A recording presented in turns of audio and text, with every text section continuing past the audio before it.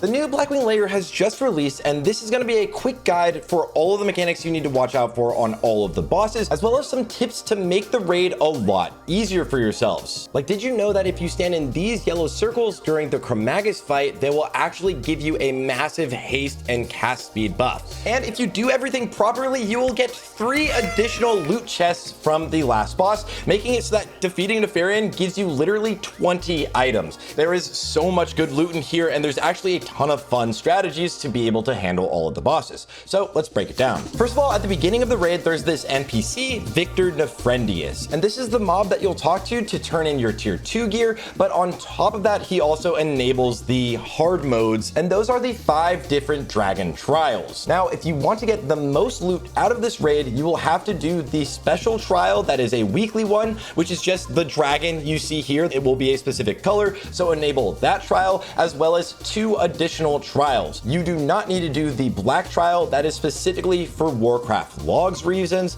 but it does add an additional affix to all of the bosses. So the first trial is going to be the red one, which is basically a grievous wound. If healers don't top the players up that have this debuff, then they will just be taking more and more damage, so heal this quickly. The blue one is a random circle that you will have to soak. Basically, everybody stack up and it will split the damage that goes out on its explosion. And the green one is the complete opposite. It is a circle that you have to run out because it will explode and leave poison on the ground. Now, the bronze one is by far the easiest. All it does is randomly increase your movement speed or slow your movement speed. It does not make bosses harder at all. And the final one is the black trial. This will make every single boss have some extra mechanics, which I will talk about at the end of each boss fight, because if you just want to get as much gear as possible, I would highly suggest you don't even use the black trial until later. It just makes things a little bit harder, and it's super easy if you automatically choose the bronze trial every time. I would go with the blue trial because it's the next easiest one, and then whatever the weekly is. And the chests at the end of the raid work this way. One chest is automatically linked to whatever the weekly trial is. Another chest is linked to the number of trials you have active, up to 3. And the final chest is from having exactly 3 or more of the trials active, but you have to have the weekly active for you to get this one. So that means at least 2 chests are tied to the weekly affix, and if you want to get a crazy amount of extra loot, just pick the weekly, pick bronze, and again, pick whatever else is easy. For Razorgore, split your DPS throughout the room. For the first phase, have someone click on the Orb of Domination right here. You can actually click it from standing below the platform, but this will allow you to control Razorgore himself, which will have a castable ability that destroys the eggs. And that's pretty much all that person needs to focus on. They need to destroy all of the eggs except for one, because after you defeat all of the eggs, the boss becomes active and you have to defeat him. And the last person to use the orb will have a ridiculous amount of threat initially on their character. So you want to switch over to a tank controlling the orb right as you're getting to the last egg. And of course, as you're doing that switch over, the boss becomes active for like a split second. Always put up dots and debuffs on the boss if you can when they're doing this switch over. It'll make it a lot easier when you're fighting the boss himself. You'll just do more damage. While that person is breaking all of the eggs, you'll just have ad waves spawn from all of the 4 corners of the boss. These are extremely easy in Season of Discovery. Just split up your DPS and take them down. When the boss becomes active, make sure your off tank is pumping as much threat as possible into the boss, because he'll use Conflag, which disorients the main tank, and he'll start attacking the second person on threat. So if this is a DPS, they're just gonna get one shot. Also, make sure all of your melee DPS use free action potion, because the boss will do an AoE stun, which you can completely ignore by using the FAP. If you have the black trial active, there is a large egg in the center of the room that will actually hatch after you've defeated 10 of the other eggs. This will spawn a large dragon that you can just tank off to the side, face him away from the raid, and defeat him, or you can literally actually ignore him if you need to and keep all of your DPS for Razorgore. But there's a lot of downtime in this first phase, so you can just defeat it. Vael Straz is the most fun fight to absolutely pump as DPS. You engage this boss by talking to him as he's sitting down, so always do this from behind because it reduces the chance that your tanks have a parry on their first attack. The boss has a frontal fire breath and a tail swipe, so make sure everyone is standing to the sides of him. And this This is the boss that basically gives you infinite rage and energy and mana, so just pump as much damage as possible into him. From there, the main mechanic is burning adrenaline. This buff will continue to increase your damage and your haste, while also dealing more and more damage to the players. You need to either rotate heals as you get around 20 or more stacks, or you can actually just hearth out. This haste buff also increases the speed of your hearth, so you'll pretty much instantly hearth, and then you'll just get summoned back to the raid if you want to save your world buffs. If the player dies with burning adrenaline, they explode and do a ton of damage to everyone else in the raid, so make sure if you do get this debuff to go on the opposite side of the boss or move away from the rest of the raid. And as a raid, always pay attention to the tanks burning adrenaline stacks. Again, above 20 stacks, they're going to be taking a ton of damage, so use a raid-wide cooldown like pain suppression or rallying cry, anything you need to do to keep them alive. But if your DPS is a little bit slower, you will need to have a second tank be ready to pick up the boss as soon as the first one goes down. And once the fight ends, make sure to keep healing anybody that has the flame breath dot on them. Broodlord Lashlayer has a tank knockback that will reset threat. It has a frontal cleave and an AoE blast wave that will knock you away as well as slow you. And in his room, there are traps that rogues can disarm so that they don't slow you even more, but there are these lightning traps that rogues literally can't disarm, and they'll do a ton of AoE damage to you, so stay away from them. His new mechanic is a tactical charge that will mark a player, charge them, and do some melee. Just put a ton of heals into that player and they should be fine. Pull the boss back here into a cubby, because you can position so the tanks get knocked back into a wall and the melee also get knocked back into a wall, so they never have downtime for DPS. When the boss knocks back your main tank, make sure your off tank taunts it, and at 50% the boss will teleport to the opposite side of the room from where he started on. But if we've already pulled him back here, you don't really need to deal with running to the opposite end of the room. The boss will also cast Mortal Strike on your tanks, so just use a cooldown or anything to keep them alive during this. Firemaw is the first boss you'll probably want to use an Onyxia Scale Cloak. That's because if you get Shadow Flamed by the boss, nothing will save you. You're gonna die unless you have a cloak on. You enable this encounter by clicking all of the levers around the room at the same time, and we'll pull the boss into this open gate. I highly suggest using your MC Fire Res set on this boss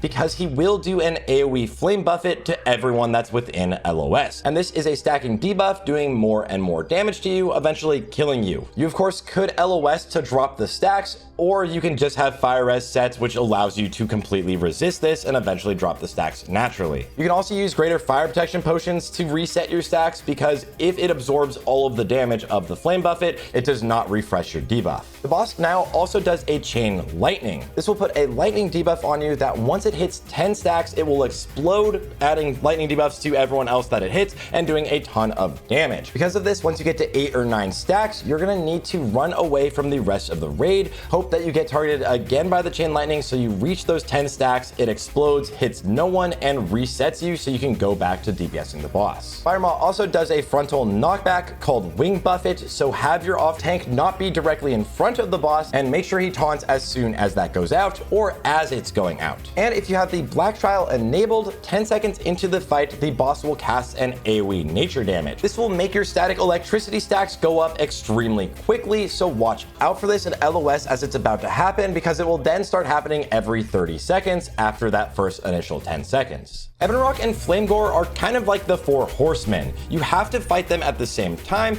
and each of them periodically stacks an AoE debuff on the raid for whoever's within range of them. As these stacks go higher, you take more and more damage from the next one. So the easiest strategy to deal with these bosses is to separate them and have your raid DPS split in half. And at 4 stacks, you're gonna have everybody swap to the other dragon. This is actually really easy to do because every even number of stacks, the bosses will face each other and cast a wing buffet, which knocks players in front of them towards the other one. You also need to have your tanks swap at this time as well and pick up the other dragon, but don't really worry about it because the bosses are stationary during their cast of wing buffet and also for a little bit right after. Of course, it's a dragon, so face them away from the raid and make sure they go down at the same time, because if you take one down down earlier than the other, it'll just start pulsating an AoE blast wave. Also, Flamegor will enrage, and I would highly suggest having 2 separate hunters assigned to trank shotting the boss whenever this goes out. If you have the black trial enabled, the extra ability is Nefarian doing red light, green light. He will either yell out stop or go. If it's stop, nobody in the raid can move at all. But if it's go, you just need to be moving forward consistently. So just make sure for those 5 seconds you're pressing your W key. Chromaggus is a caster's best friend. Make sure a mage puts detect magic up on the boss because he will cycle through different vulnerabilities, taking massively increased damage when you have that vulnerability up. Make sure your hunters are ready to use trank shot whenever the boss casts frenzy. The boss has 2 main mechanics, his breaths and his brood afflictions. The afflictions are random debuffs that can either be dispelled, cleansed, decursed, whatever it is to remove them from yourself. But the bronze one you need to cleanse yourself. This is because it will periodically stun your player, and you need to use items called Hourglass Sand that drop throughout the raid to cleanse this off yourself. Also, during the fight, Nefarian randomly throws sands on the ground. You can go over and loot them, and this will give you more of them so you can get rid of that bronze debuff. And if any player gets all 5 of these at one time, they get MC'd and will turn into a giant dragon that will start attacking the raid. So don't let this happen, just cleanse them. The second major ability are his breaths, which will go out around every 30 seconds, but you can see him begin to cast these and LOS. The scariest one of these is time lapse because it will reduce your health and stun you for 8 seconds.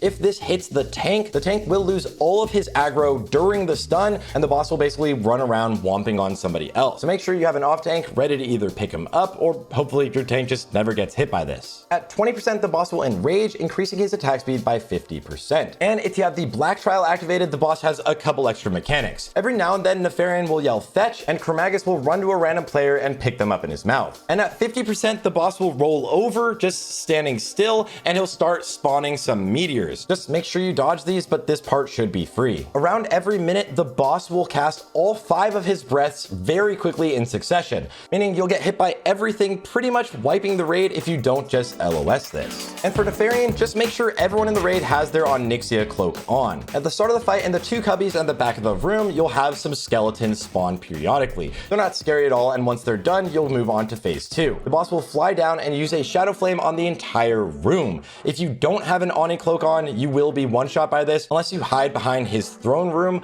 But if you've taken out the skeletons quickly, you even drop combat at this time. So if you wanted to, you could remove your Oni cloak for whatever your normal DPS cloak is. In phase 2, the boss does an AoE fear, so have fear wards assigned or use tremor totem. The boss is also a dragon, so he has a frontal and a tail swipe. Just make sure you are attacking him from the sides. And the main mechanics are that every 30 seconds, Nefarian will do a class call. He will randomly pick one of the classes doing a specific thing for that one individually. Here on the screen are all of the class call abilities. If you're a hunter, have an extra weapon. If you're a rogue, just be ready to turn the boss around when that happens. And if you're a priest, just make sure you spam heal whoever you dislike the most in your raid. Around 20%, the boss will resurrect all of those skeletons from phase 1. Just have a warrior or druid use lip AoE taunt on these, and the feral druids, hunters, and mages can take these down in a couple seconds, then move back onto the boss and take him down to collect all 20 items of loot that you can get from this encounter. And if you have the black trial enabled, there will be additional abilities for all of the class calls, and these are usually weapons that spawn around the room that will do some sort of AoE damage or specific damage.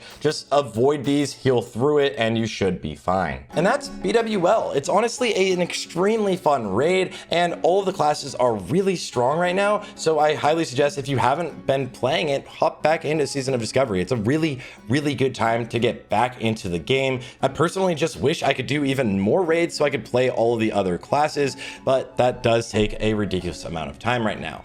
Anyways, guys, thank you all for watching. If you liked this video, of course, like and subscribe. I will be back making more guides on Season of Discovery very soon, so I'll see you guys all on the next one.